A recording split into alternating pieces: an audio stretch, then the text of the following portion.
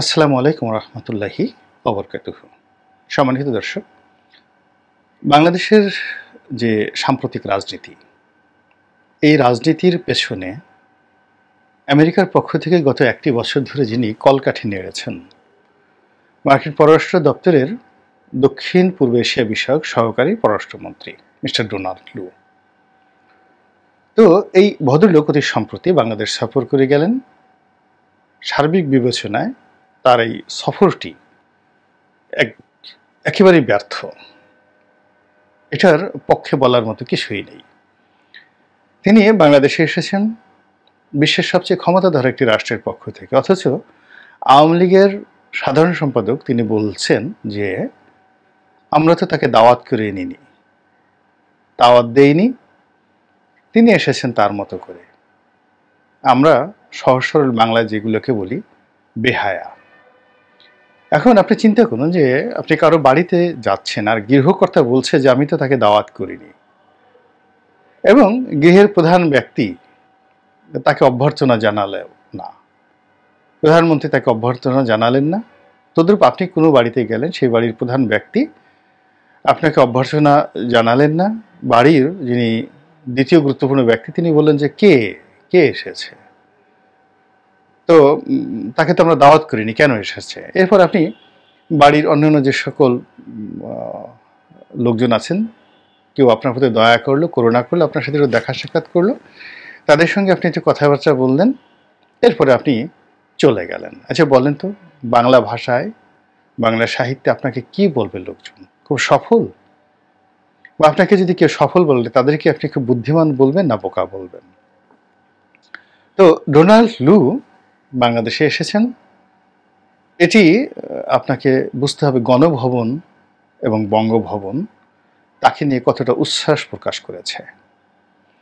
তিনি এসেছেন, আওয়ামী লীগ তাকে কতটা অভ্যর্থনা জানিয়েছে, কিংবা যদি তিনি সরকারের বিপক্ষে এসে থাকেন তাহলে জনগণ তাকে কতটা সম্ভাষণ জানিয়েছেন, এবং সরকার বিরোধী পক্ষসমূহ তাকে কতটা আদর করেছেন, আপ্যায়ন করেছেন, এবং তাদের সঙ্গে তার অ্যাডাপশনটা কোন পর্যায়ে হয়েছে।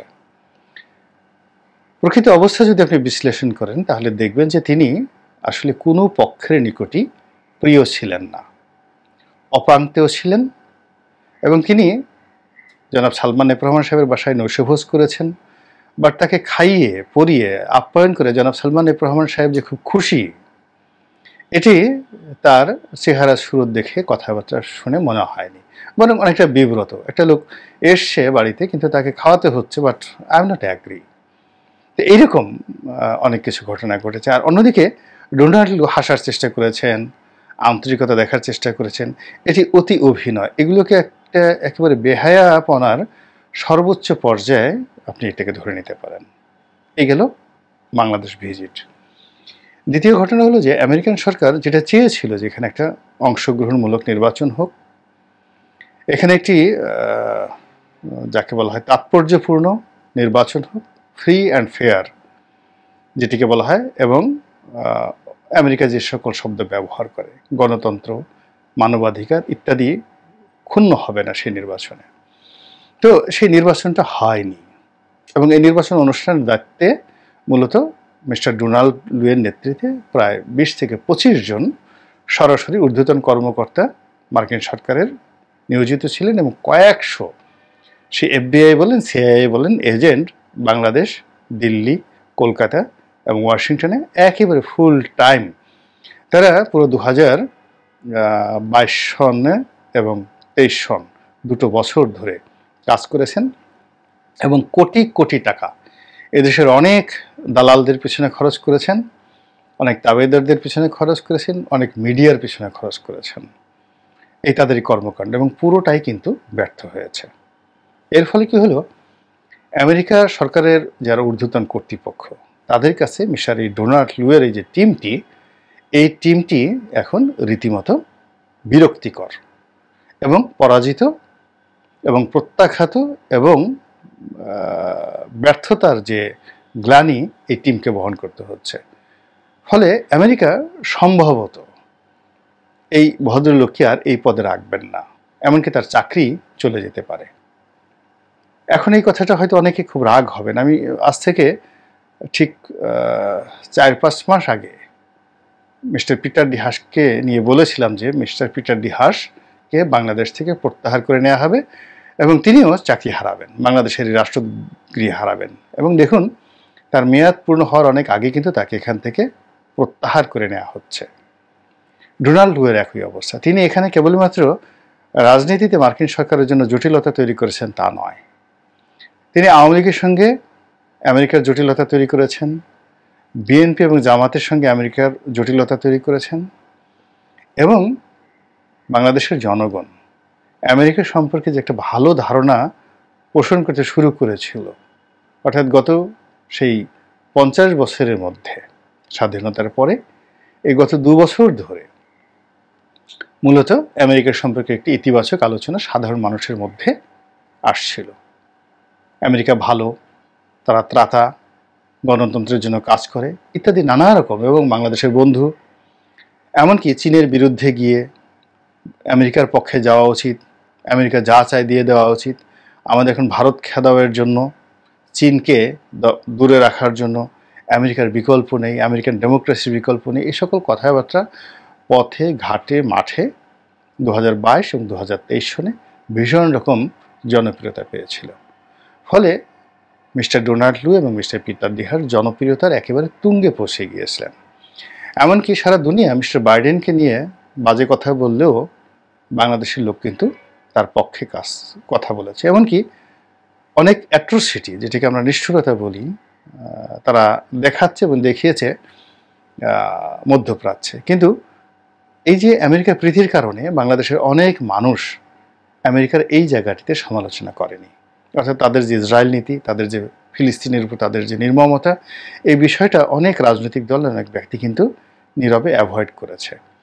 এখন এই পুরো পরিস্থিতিটাকে একটা তালগোল পাকিয়ে ফেলার কারণে বা সঠিকভাবে হ্যান্ডেল করতে না পারার কারণে বাংলাদেশের যা কিছু রাজনীতি, অর্থনীতি, ব্যবসা বাণিজ্য, স্বার্থ সব কিছু আমেরিকার জন্য বুমেরাং হয়ে গিয়েছে।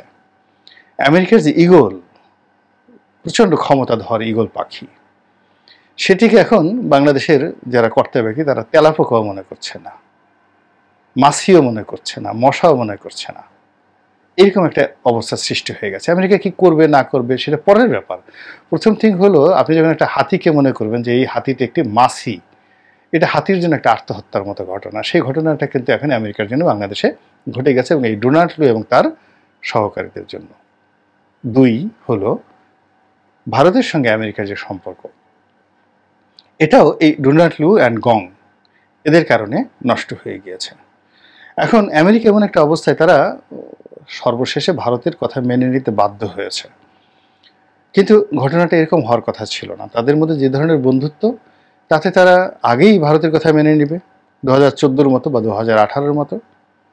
অথবা আমেরিকা যেভাবে খুব স্ট্রংলি আফগানিস্তান থেকে চলে গিয়েছে এবং ভারতকে বাধ্য করেছে তাদের সেই সিদ্ধান্ত মেনে নেওয়ার জন্য, ঠিক সেই রকম বাংলাদেশে তারা এমন কিছু একটা করবে যেটা ভারত বাধ্য হবে। কিন্তু এর বাইরে কোনো কিছু হয়নি, অর্থাৎ এই দুটোর একটাও হয়নি। কিন্তু এর বাইরে যেটা হয়েছে সেটা হলো কেবলই মাত্র ভারতের সাথে তাদের দূরত্ব বেড়েছে এবং বাংলাদেশ যে বিষয়টি ভারতের সঙ্গে লেনদেন করত, আমেরিকার উপর নির্ভর করতে, এখানে এমন কতগুলো জটিল পরিস্থিতির সৃষ্টি হয়েছে। সেই জটিলতার কারণে রাখাইনের সমস্যাটি প্রকট আকার ধারণ করেছে ভারতের জন্য, আমেরিকার জন্য এবং বাংলাদেশের জন্য। এবং পুরো জিনিসটি এখন চীনের কর্তৃত্বে চলে গেছে, রাখাইনের সমস্যা। আর এই রাখাইনের এই সমস্যাটিকে চীন ম্যাটেরিয়ালাইজ করে এবং এটার পেছনে প্রযুক্তি দিয়ে, অর্থ দিয়ে ইনভেস্ট করে এটি আমাদের একেবারে বান্দরবনের মধ্যে ঢুকিয়ে দিতে, বান্দরবন জেলা এবং টেকনাফ এই এলাকার মধ্যে ঢুকিয়ে দিতে সমর্থ হয়েছে চীন। এবং আমরা, অর্থাৎ আমাদের শরীরের বিভিন্ন গুরুত্বপূর্ণ জায়গাটাতে রক্তাক্ত হচ্ছে, কিন্তু আমরা তারপরও চীনের সহযোগিতা চাইতে বাধ্য হচ্ছি। এরকম একটা জটিল অবস্থা চীন আমাদেরকে নিয়ে গেছে। এই ভারত এবং আমেরিকার এই দোদুল্যমানতা, টানা হেঁচড়া, অর্থাৎ এখানে ভারত যেভাবে চেয়েছে সেইভাবে কিছু হয়নি, আর আমেরিকা যেভাবে চেয়েছে সেভাবে কিছু হয়নি। এমনকি আওয়ামী লীগ যেভাবে চেয়েছে সেভাবে কিছু হয়নি। এর ফলে এই যে ভারত এবং আমেরিকার যে সম্পর্ক, এটাতেও টানাপোড়েন তৈরি হয়েছে। ফলে এখন আমেরিকার যে কোনো লোক ভারত মানে বাংলাদেশে যদি আসতে চায় তাকে ভারত হয়ে আসতে হচ্ছে, ভারতের অনুমতি নিয়ে আসতে হচ্ছে, ভারতের অ্যাপ্রুভাল নিয়ে এখানে থাকতে হচ্ছে এবং ভারতের যে দিক নির্দেশনা সেটা মানতে হচ্ছে। এবং ডোনাল্ড লু লাস্টে যেটা এলেন তাকেও ঠিক একই অবস্থায় পড়তে হয়েছে। ফলে অনাগত দিনে এই যে সম্পর্ক, দক্ষিণ পূর্ব এশিয়ার যে সম্পর্ক, এটি কেবলমাত্র পাকিস্তানি ইমরান খানকে জেলখানায় ঢুকানো হয়েছে এটার উপর নির্ভর করে না।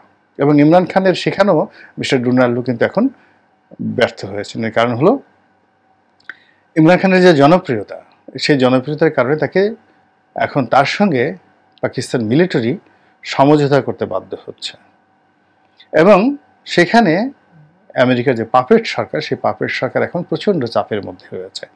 ফলে টোটাল ডোনাল্ড লুর যে বাংলাদেশ নীতি, তার যে ভারত নীতি, তার যে শ্রীলঙ্কা নীতি, এই নীতিগুলো নিয়ে এখন মার্কিন প্রশাসনে কথাবার্তা হচ্ছে।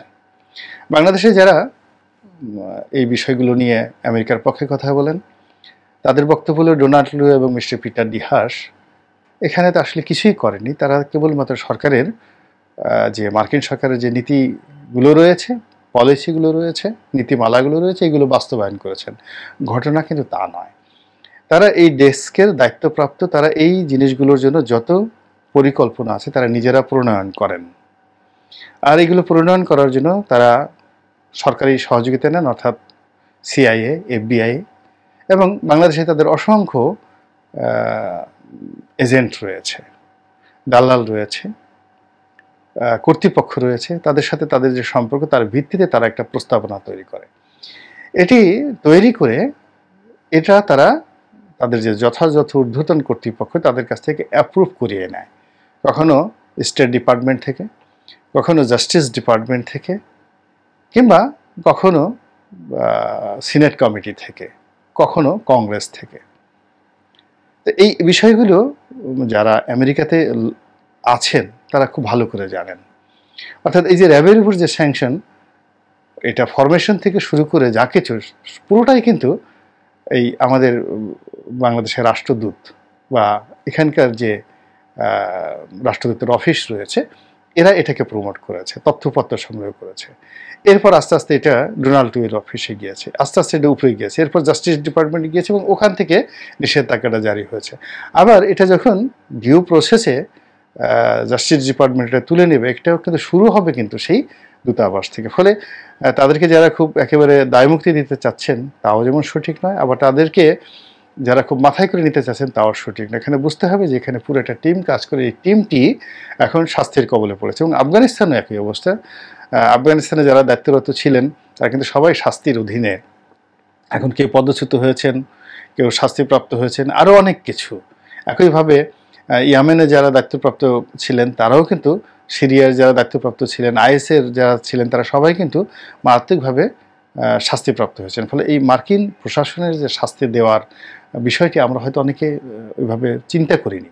তো ডোনাল্ড ট্রাম্প যেহেতু এই বিষয়টিতে জড়িত, এখন তাকে এই বাংলাদেশের ব্যাপারে সফলতা দেখাতে হবে। সেই সফলতাটা দেখানোর জন্য তিনি এসেছিলেন যে ঠিক আছে, তিনি ইলেকশন করতে ব্যর্থ হয়েছেন, এখন তিনি আওয়ামী লীগের সঙ্গে একটি বন্ধুত্বপূর্ণ সম্পর্ক করে ঠিক আমেরিকার যে স্বার্থগুলো রয়েছে সেই স্বার্থগুলো তিনি এখান থেকে তুলে নেবেন। কিন্তু তিনি এলেন, আওয়ামী লীগ তো ঘোড়ার ডিম বলেও পাত্তা দিল না, ইন্ডিয়া তো দিলই না। ফলে কি হলো, তিনি এবারও ব্যর্থ হলেন। ফলে আপনার কি মনে হয় তার চাকরি থাকবে? দেখা যাক কি হয়। আল্লাহ আমাদের সবাইকে হেদায়েত দান করুন আর হেফাজত করুন। আসসালামু আলাইকুম রহমতুল্লাহি ওয়া বারাকাতুহু।